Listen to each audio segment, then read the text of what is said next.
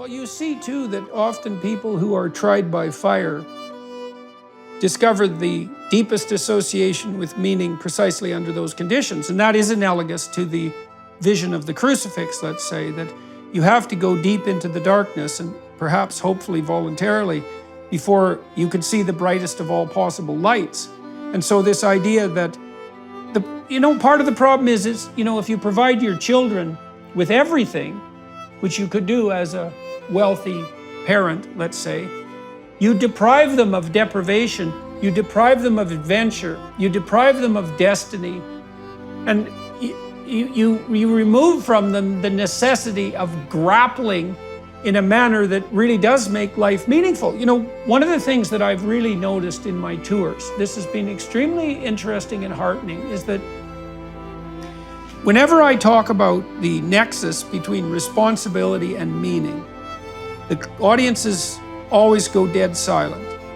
They're pretty silent during most of the discussions, but that particularly brings a hush to everyone, because it's not a message that people are receiving anymore. It's like, okay, life is suffering and malevolence in its essence, in some undeniable sense. It may not be only that, but it is undeniably also that. And so you need a sustaining meaning to tide you over while you're suffering and while you're betrayed. And then the question is, well, where's the most reliable place to find that meaning? And one answer is, well, hedonism, and another answer might be cynicism and anarchism and that sort of wild life that goes along with throwing off all constraints. And there's some attraction to that. But more fundamentally, if you watch how people actually respond in times of crisis, they find that the responsibilities that they've undertaken in the past to form friendships, to form intimate relationships, to clean up their family and establish tight bonds, to take on some major burden and make sacrifices in their life, that's where they get all the meaning. The internal problem is, how do you deal with tragedy and malevolence? And you can say, well, I'm not prepared. It's like, yeah, fair enough. Unsurprising, especially if you were overprotected as a child. It's not a good idea to overprotect your kids, because the snakes are going to come into the garden no matter what you do. And so then you, instead of trying to keep the damn snakes away, what you do is you arm your child with something that can help them chop them into pieces and make the world out of them. So that the trick for human thriving in the face of suffering and malevolence is strength, not protection. Let's take apart the things you're afraid of. Let's expose you to them, carefully and programmatically.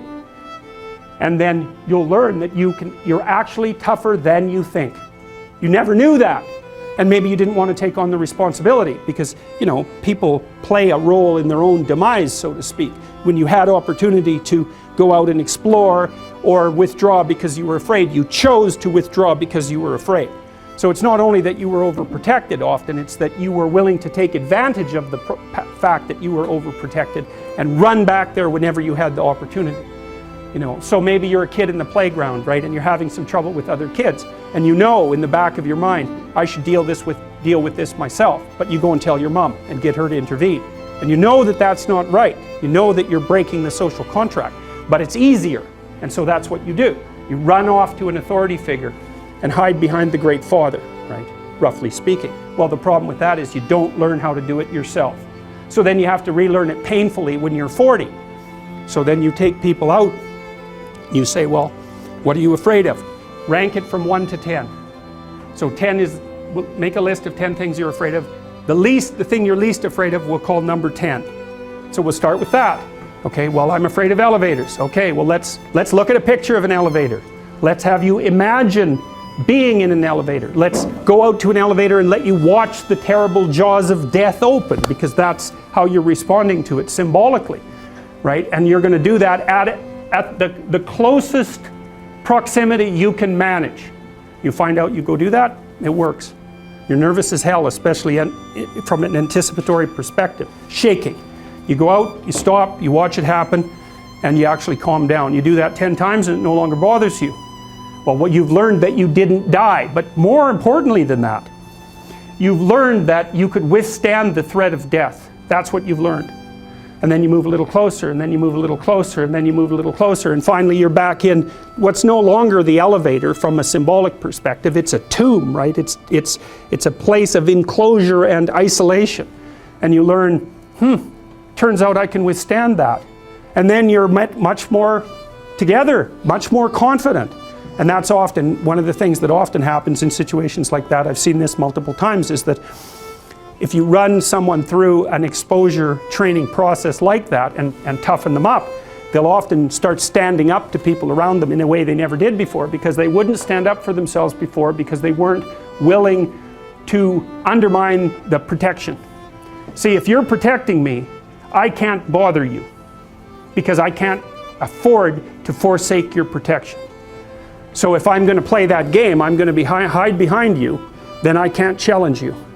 So that's no good, because that's sometimes why people, you see this with guys very frequently, they're still deathly afraid of their father's judgment when they're in their 30s or 40s. It's like, well, why? No, because they still want to believe that there's someone out there that knows. And so they're willing to accept the subjugation, because it doesn't force them to challenge the idea that there's someone out there that knows. Because that's the advantage of having your father as a judge, right? Because he knows. Well, what if he doesn't? What if no one knows any better than you? Well, that's a rough thing. You don't, until you realize that, you're not an adult, right? That's really technically the point of realization of adulthood, is that no one actually knows what you should do more than you do. I mean, it's a horrible realization, because what the hell do you know? It's a terrible realization, and people will often pick slavery, permanent slavery, to the spirit of the Great Father, let's say, over that realization, and it's completely understandable. But the problem with it is that there's more to you than you think, and so if you continue to hide behind that figure, then you never have a chance to understand that there's more to you than you think, far more to you than you think.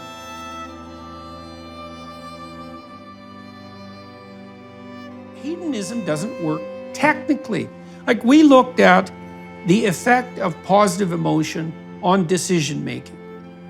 Okay, so to pursue hedonism is to suppress negative emotion, let's say, but also to pursue positive emotion.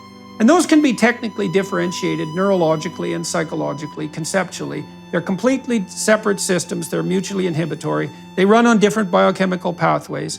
What happens when you're hedonically, when you're in the midst of a hedonic experience? And the answer is, you get short-term and impulsive. And a lot of the pure operation of the hedonic system is short-term impulsivity. And so the pathology of hedonism, technically, is mania. And it's the counterpart to depression, let's say. And manic people, they want to do everything at once, and they're unbelievably impulsive. And so they can't make good decisions. And you might say, well, if your philosophy is hedonic, then whatever makes you happiest is a good decision. But then you see pathologies of hedonism that produce impulsivity. And the way out of that is to recognize that it's sacrifice that's the right replacement for hedonism. Because you might say, well, I should be self-centered. We talked about this earlier. It's like, well, do you mean the self that is going to drink a quart of vodka tonight and then be hungover tomorrow? Or do you mean the self that's going to sustain itself wisely and carefully over a 40-year period, let's say in a properly sustaining marriage? And so it isn't even hedonism. It's narrow, impulsive, immature, 2-year-old hedonism. And that is not a solution. This is why there are no convincing movies about heaven, because our hedonism has generated this notion of heaven as supernatural hedonic pleasure. Whether it's the beatific vision or music or golden streets or whatever, we're bored by that. That's not it. We don't know what it is, but that's certainly not what it is. The problem of boredom goes deeper than we think. Well, in Notes from Underground, Dostoevsky nails this too, because he says, and it's so brilliant, he's criticizing the Palace of Crystal, which was a building built in the UK for the World's Fair, and it was the first modernist building, and it was this image of technological utopia and material plenty, which the Marxists push as well. And Dostoevsky said, well, what's wrong with this materialist utopian vision? And he says it so brilliantly with his bitter and cynical character. He says, if you set up human beings so they had nothing to do but lie around in warm pools of water and busy themselves with the propagation of the race and eat cakes non-stop. So the land of milk and honey in the narrowest possible sense. The first thing that we would do is set about the place, smashing it up, just so something unpredictable could happen so that we would have our adventure.